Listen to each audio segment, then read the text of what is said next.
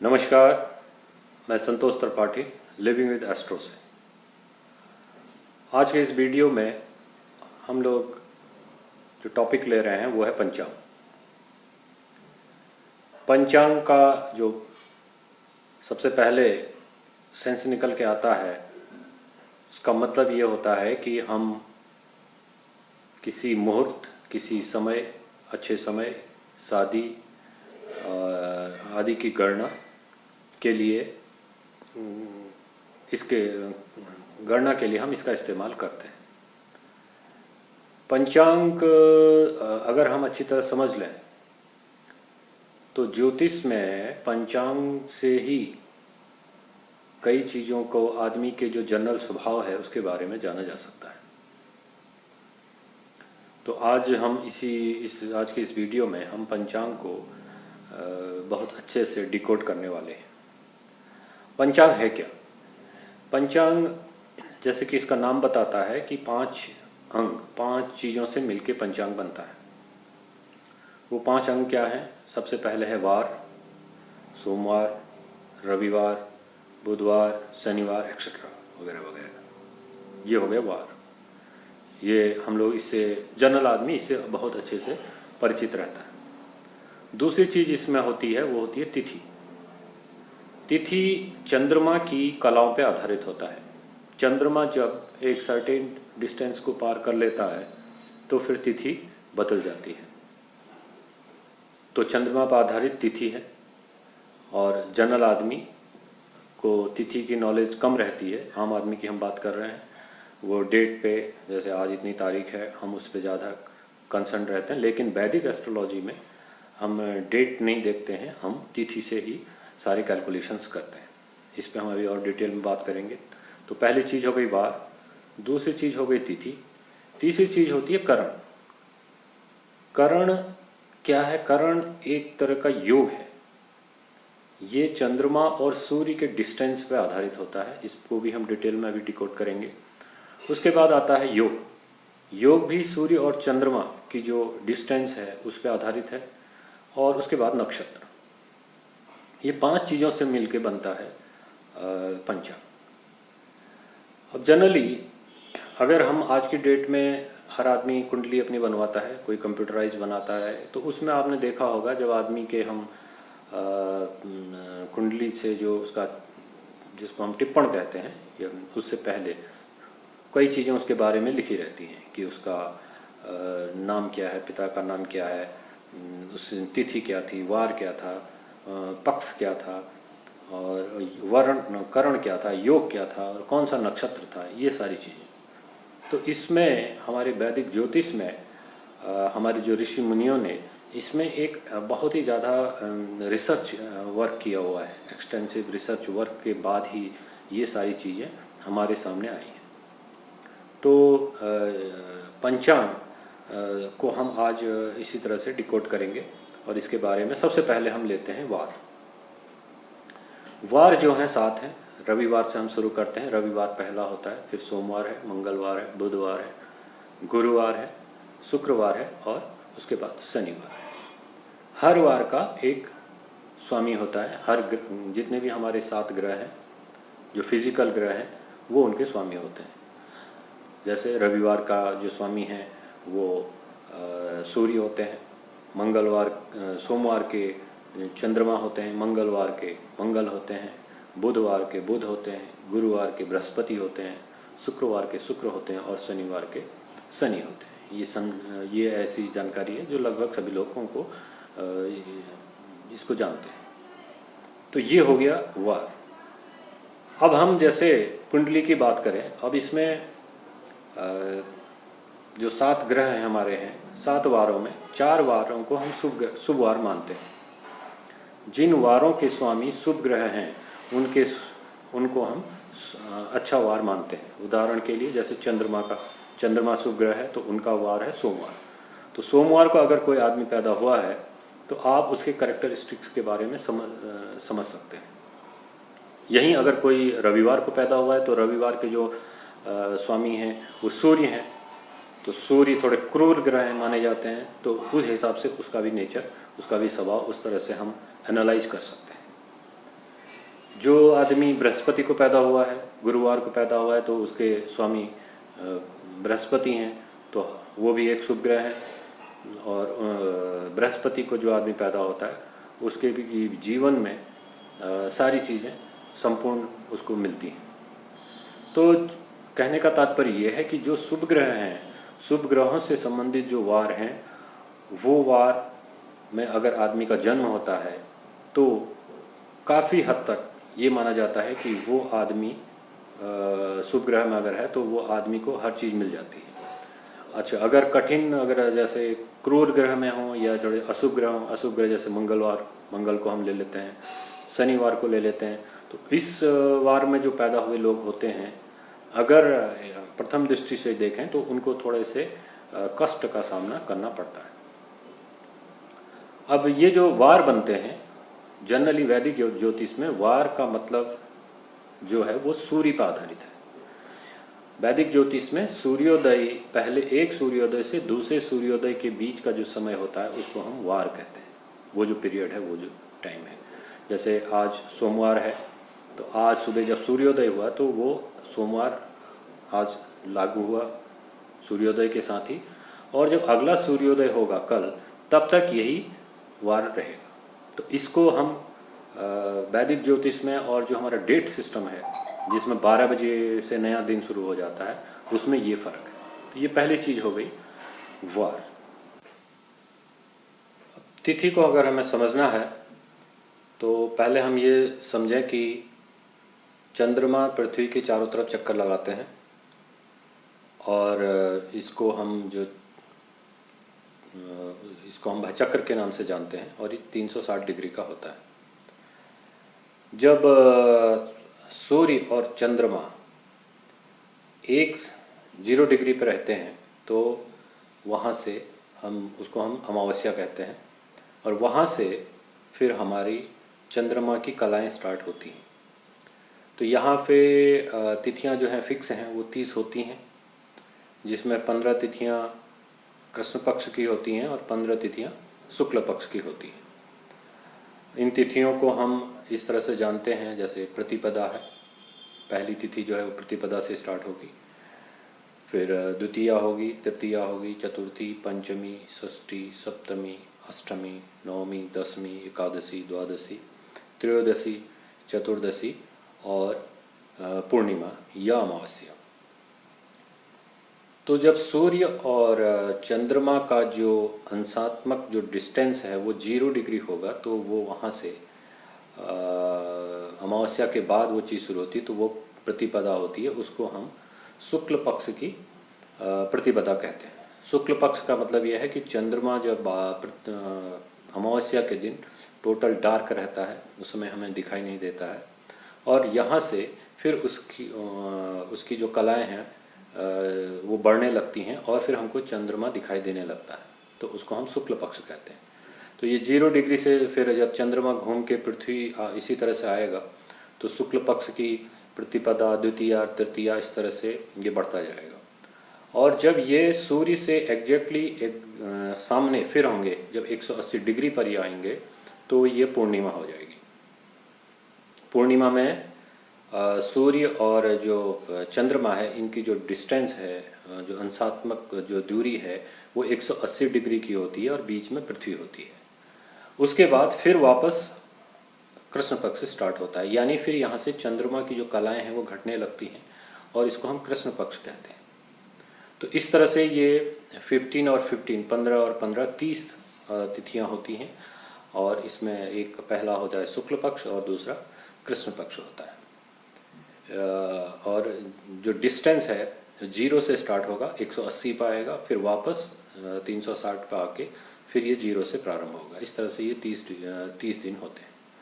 तो इसको हम कहते हैं, जैसे सूर्य, जैसे हम अभी जो भी हम अभी गणनाएं करते हैं वो सूर्य के हिसाब से करते हैं, तो उसको हम सौर वर्ष कहते हैं।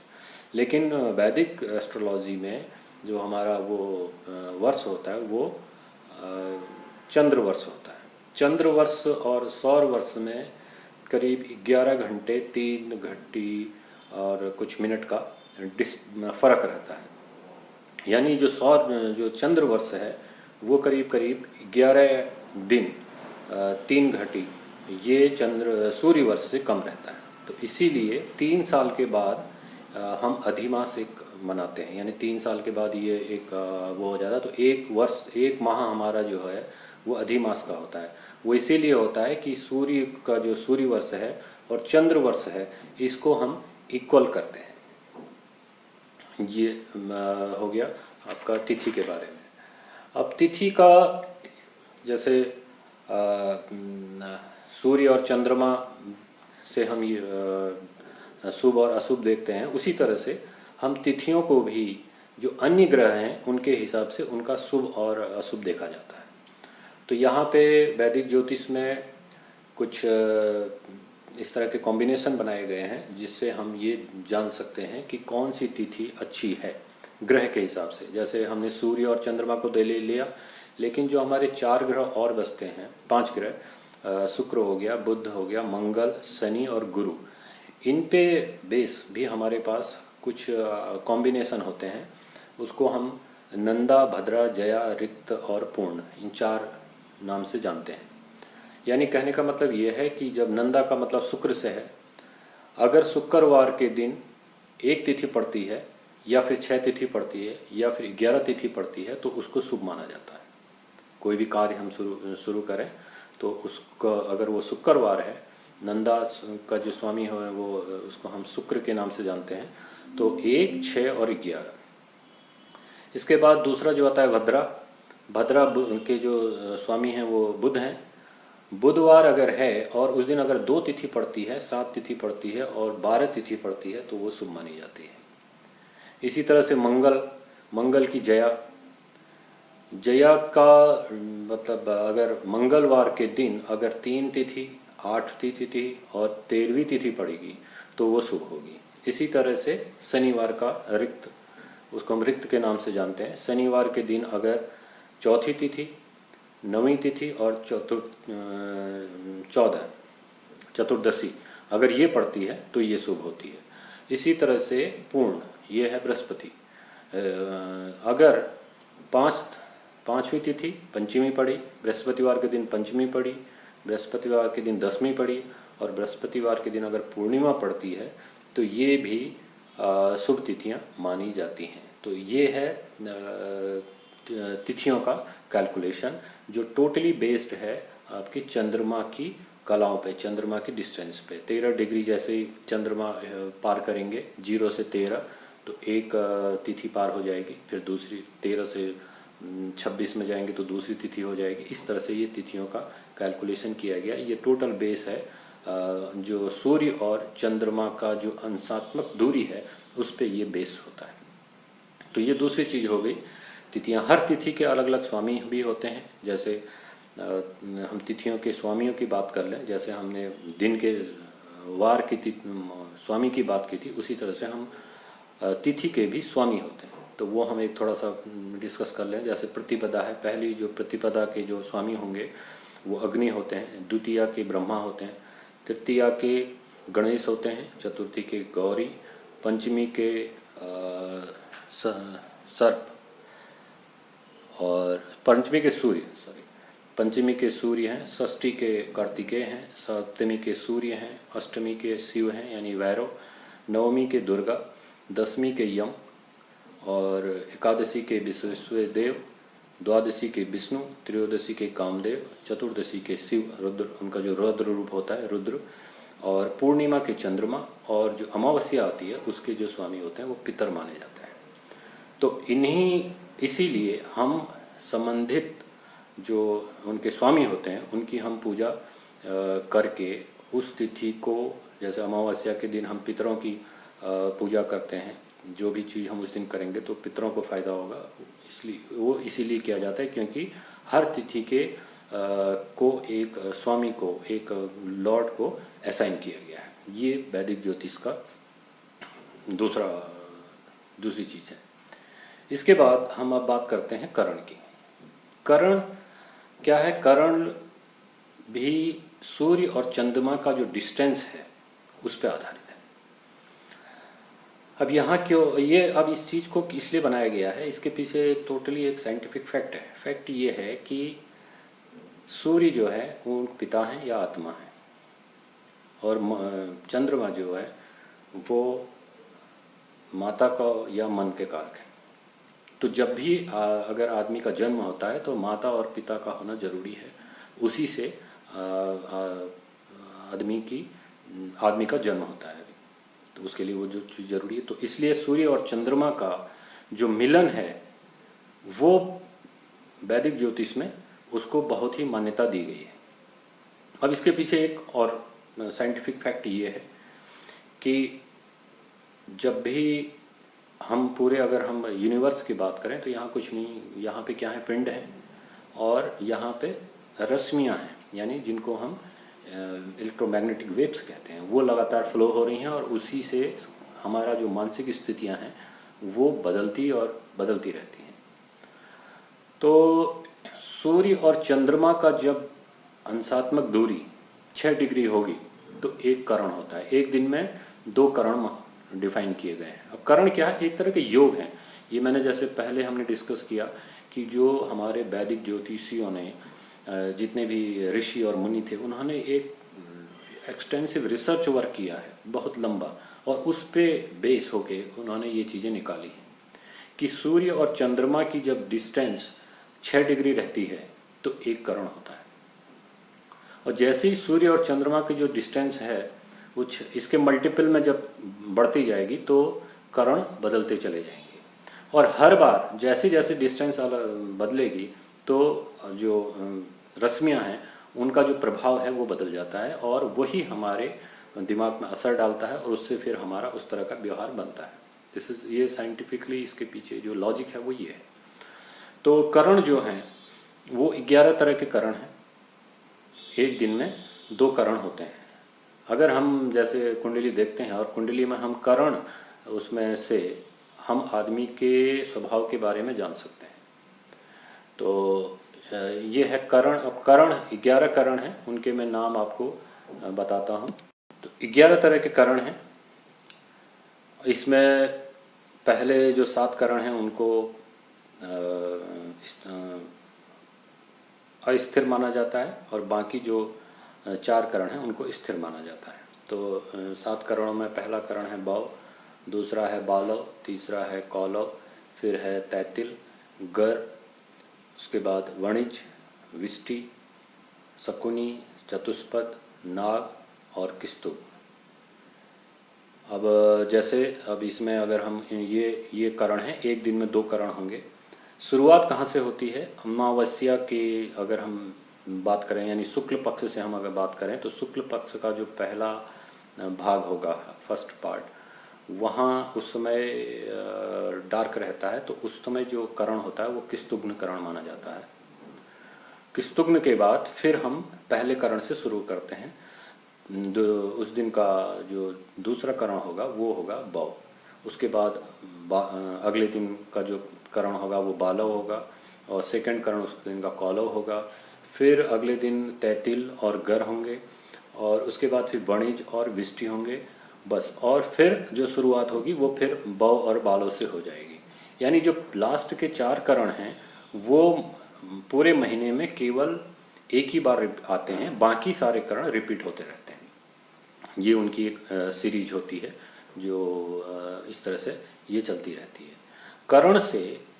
करण का जो हमने बताया कि जो डिस्टेंस 6 डिग्री का डिस्टेंस है, 6 के बाद अगले जो उसका मल्टीपल 6 जब सूर्य और चंद्रमा की जो डिस्टेंस है वो 6 डिग्री रहेगी तो एक करण होगा। अगला करण जब 6 से 12 डिग्री हो जाएगा तो अगला करण हो जाएगा। फिर 12 के बाद 18 डिग्री में फिर करण चेंज हो जाएगा। इस तरह से ये करण बदलते रहते हैं।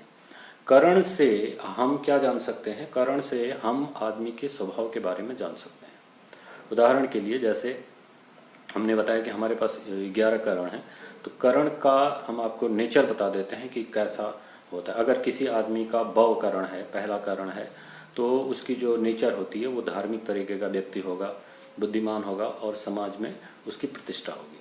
दूसरा बालव जो करण है, अगर किसी का बालव करण है तो वो व्यक्ति धार्मिक होगा, सुखी रहेगा, और ये भी शुभ करण ही माना जाता है। तीसरा करण है कौलव। कौलव में आदमी मिलनसार तरीके का होता है, उसके मित्र बहुत होते हैं, स्वाभिमानी होता है और मिलनसार होता है। ऐसे लोग अगर मार्केटिंग का काम करें तो ये उनको बहुत सूट करता है। चौथा जो करण है वो है तैतिल। तैतिल भी में जो पैदा होता है वो भी बहुत भाग्यशाली होता है, उसकी जो धन संपत्ति वगैरह काफ़ी होती है और रिच आदमी होता है। उसके बाद आता है गर। गर करण वाला जो व्यक्ति होगा उसका जो जीवन होगा वो शुरुआती दौर में कष्टकारी हो सकता है, थोड़ा उसको मतलब चीज़ों का अभाव रहेगा, लेकिन अपने एफर्ट से वो आदमी पीक पे जाता है, बहुत ऊंचाई तक वो जाता है और उसको खुद बहुत मेहनत करनी पड़ती है अगर किसी का गर करण है तो। इसके बाद वणिज करण अगर किसी का है तो वणिज जैसे समझ में आ रहा है कि व्यवसाय से संबंधित, तो ऐसा आदमी बुद्धिमान होगा, वो उसका बिजनेस में ज़्यादा इंटरेस्ट होगा और अगर वो बिजनेस करता है तो वो उसमें काफ़ी सक्सेस होता है। स्पेशली अगर वो विदेश से जाके जो फॉरेन से संबंधित अगर वो बिजनेस करता है तो उसको काफ़ी फ़ायदा रहता है, वणिज वाले जिसका करण है। विष्टि, उसके बाद नेक्स्ट है विष्टिकरण। जिसका विष्टिकरण होता है उसको अच्छा नहीं माना जाता है, ये आदमी गंदे आचरण वाला हो सकता है और गलत लोगों के संगत में रह सकता है। तो विष्टि जिसका करण होगा उसका स्वभाव इस तरह से हो सकता है। इसके बाद शकुनी। शकुनी एक करण है। शकुनी करण में आदमी जैसे नाम से सजेस्ट कर रहा है, थोड़ा सा वो डिप्लोमेटिक टाइप से आदमी होगा, न्यायकर्ता होगा और दूसरों का झगड़ा निपटाने वाला, इस तरह से वो हो सकता है और कैलकुलेटिव आदमी हो सकता है शकुनी वाला, जिसका करण शकुनी होगा। चतुष्पद। चतुष्पद जो है वो चौपाए से संबंधित है, तो ऐसा व्यक्ति संस्कारी होगा, कहना मानने वाला होगा, डॉक्टर हो सकता है, डॉक्टर के उसमें जा सकता है और चिकित्सा संबंधित या गायों की देखभाल करने वाला, इस तरह से जिसका करण ये है तो वो ये इस तरह के काम कर सकता है। इसके बाद नाग आता है। नाग करण वाले जो व्यक्ति होते हैं ये संघर्ष इनके जीवन में ज़्यादा रहता है, असफलताएं ज़्यादा रहती हैं और इसको अशुभ माना जाता है। और अंत में आता है किस्तुग्न। किस्तुग्न जो है मैं जो जिसका करण किस्तुग्न होगा वो व्यक्ति काफ़ी भाग्यशाली होगा, अच्छे कामों में लगा रहेगा, परोपकारी होगा और उसका जीवन सुखी रहेगा। तो ये करण से हम केवल उस आदमी के जो जनरल जो उसका जो नेचर है उसके बारे में थोड़ा बहुत आइडिया इससे ले सकते हैं। इसके बाद ये हो गया करण। करण के बाद फिर आता है योग। योग जो है वो एक दिन में एक होता है। ये भी वही चीज़ है, सूर्य और चंद्रमा के डिस्टेंस पे आधारित योग बनाए गए हैं। अब यहाँ पे योग दो तरीके के हैं वैदिक ज्योतिष में। एक तो योग हैं जिनको हम नित्य योग कहते हैं। नित्य योग सूर्य और चंद्रमा का जो एंगुलर जो अंशात्मक दूरी है उस पर आधारित है। 13 डिग्री जब उनकी डिस्टेंस रहती है तो उस पर एक योग होता है और एक दिन में एक ही योग होगा। जैसे करण एक दिन में 2 होते हैं, योग एक दिन में एक ही होगा। तो एक तो योग ये हैं। दूसरे तमिल योग होते हैं जिनको हम आनंदी योग कहते हैं, आनंदादि योग। आनंदादि योग में ये है कि जो नक्षत्र और दिन पर आधारित है, वो किस दिन कौन सा नक्षत्र है, अगर इस सोमवार को ये नक्षत्र पड़ेगा तो ये योग होगा, सोमवार को अगर ये नक्षत्र है तो ये योग होगा। ये एक अलग तरीके का रिसर्च वर्क है जो हमारे वैदिक ज्योतिष में लिया गया है, इसको हम आनंदादि योग कहते हैं। और एक सूर्य और चंद्रमा की जो डिस्टेंस है उस पे जो आधारित हैं वो योग हैं, उनको हम नित्य योग कहते हैं। नित्य योग 27 होते हैं लेकिन आनंदादि योग 28 होते हैं। मैं आपको एक उनका वो दे देता हूँ। जैसे नित्य योग में पहला है बिस्कुंभा, फिर है प्रीति योग, आयुष्मान योग, सौभाग्य योग, शोभन योग, अतिगंड योग, सुकर्मा योग, धृति योग, शूल, गंड, वृद्धि, ध्रुव, विराघात, हर्षण, वज्र, सिद्धि, व्यतिपात, वारियन, परिधा, शिव, सिद्ध, साध्य, शुभ, शुक्ल, ब्रह्म, इंद्र और वैदिति योग। ये 27 योग हैं।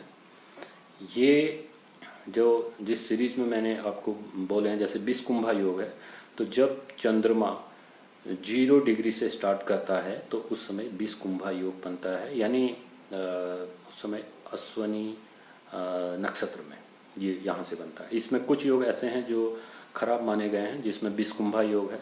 20 कुंभा योग को खराब योग माना गया, लेकिन इसमें पैदा हुए व्यक्ति बहुत भाग्यशाली होते हैं और काफ़ी ऊंचाई तक जाता है। उसके बाद अतिगंड योग आता है, वो भी अशुभ माना जाता है। सूल योग भी अशुभ है, गंड योग भी अशुभ है, व्याघात भी अशुभ है। उसके बाद वज्र है, व्यतिपात है, परिधा और वैदिति, ये 8 योग हैं जो अशुभ माने गए हैं। और ये भी उसी तरह से चलते हैं, 28 हैं, डिस्टेंस वही रहेगा। मतलब सूर्य और चंद्रमा का जो डिस्टेंस है वो जब 13 डिग्री और उसके मल्टीपल में जब चलता चला जाएगा तो योग बदलते जाएंगे। तो हर योग का अलग अलग नेचर है, जैसे मैंने कहा। तो आपके उसमें जो आपका जो कुंडली है उसमें जो योग लिखा रहेगा, योग से आप ये जान सकते हैं कि आदमी का वो जो जर्नल नेचर है वो कैसा होगा। तो ये चीज़, चौथी चीज़ हो गई योग। इसके बाद 5वीं चीज़ आती है नक्षत्र। तो नक्षत्र हम जैसे हमने वैदिक ज्योतिष में बात करते हैं कि हमारे जो सौर मंडल है उसके चारों तरफ तारों का कॉम्बिनेशन है, उन तारों के कॉम्बिनेशन को हम नक्षत्रों के रूप में जानते हैं। नक्षत्र ही वो चीज़ हैं जो इलेक्ट्रोमैग्नेटिक वेव्स को या रश्मियों को लगातार छोड़ते रहते हैं और वो हमारे ग्रह उनको कलेक्ट करके फिर पृथ्वी की तरफ डाइवर्ट करते हैं और उससे फिर हमारा ह्यूमन का नेचर बनता है। तो नक्षत्र 27 नक्षत्र हैं जो हमारे जो पृथ्वी के चारों तरफ जो वहचक्र है उसमें फैले हुए हैं। तो नक्षत्र जो पार्ट है ये एक अलग से एक मतलब ये कह सकते हैं कि इसके लिए अलग से हम कोई इसका वीडियो बनाना होगा। और ये बहुत ये कह सकते हैं कि इसमें हमको काफ़ी चीज़ें नक्षत्र के अंदर होती हैं। नक्षत्रों का जो नॉलेज है, जितनी ज़्यादा आपको नक्षत्रों की नॉलेज होगी, उनकी जानकारी होगी, उनके बारे में आप जानेंगे तो आप उतने अच्छे ज्योतिष हो सकते हैं, उतना अच्छा आप ज्योतिष को समझ सकते हैं। 27 नक्षत्र होते हैं और वैसे एक नक्षत्र और होते हैं, अभिजीत नक्षत्र इनको कहते हैं। लेकिन अभिजीत नक्षत्र एक विशेष नक्षत्र हैं, लेकिन वैसे 27 नक्षत्र आपको हमेशा मिलेंगे, जिनका नाम है अश्वनी, भरणी, कृतिका, रोहिणी, मृगशिरा, आद्रा, पुनबसु, पुष्य, अश्लेषा। ये एक चरण हो गया, यानी जितने भी हमारे 9 जो ग्रह हैं वो इनके स्वामी होते हैं। तो ये एक चरण हो गया। इसके बाद फिर रिपीट होगा मघा से, पूर्व फागुनी, उत्तर फागुनी, हस्त, चित्रा, स्वाति, विशाखा, अनुराधा और ज्येष्ठा, ये दूसरा चरण हो गया। फिर तीसरा होता है मूल, पूर्व आषाढ़ा, उत्तर आषाढ़ा, श्रावणा, धनिष्ठा, सतपिसा, पूर्व भाद्रपद, उत्तर भाद्रपद और रेवती। तो ये नक्षत्र हैं, इनको 9 के उसमें बांटा गया है और इस तरह से 9 तियां 27 और 9 हमारे जो ग्रह हैं, हर नक्षत्र का कोई ना कोई स्वामी होता है, ग्रह स्वामी भी होता है और इनके लॉर्ड स्वामी भी होते हैं। जैसे हर नक्षत्र, अश्वनी नक्षत्र हैं तो उसके जो लॉर्ड हैं वो अश्वनी कुमार हैं। इस तरह से ये चलता है। तो नक्षत्र एक अलग से इसके लिए वीडियो की आवश्यकता पड़ेगी। तो ये था। तो कुल मिला के जो कंक्लूजन ये निकलता है कि जो पंचांग है, पंचांग के बारे में भी अगर आप ज्योतिष के बारे में जानना चाहते हैं तो उसकी आपको एक्सटेंसिव जो नॉलेज होनी चाहिए। तो ये पंचांग को मैं एक बार फिर से ब्रीफ कर देता हूँ। 5 चीज़ों से मिलके पंचांग बना है: वार, तिथि, करण, योग और नक्षत्र। तो ये था पंचांग के बारे में। अगर आपकी कोई क्वेरी है तो आप मेरे को मेल कर सकते हैं या आप मेरे को फ़ोन भी कर सकते हैं। मेरी चैनल पे आपको ये सारी चीज़ें मिल जाएंगी। आपको अगर मेरा ये कंटेंट्स अच्छे लगें तो लाइक करना ज़रूर मत भूलिएगा। इसके अलावा अगर आपने मेरे इस चैनल को सब्सक्राइब नहीं किया है तो सब्सक्राइब आप अवश्य कर लें। फिर हम किसी नए टॉपिक के साथ आपसे फिर मुलाकात करते हैं। तब तक के लिए आप अपना ख्याल रखिए और नमस्कार।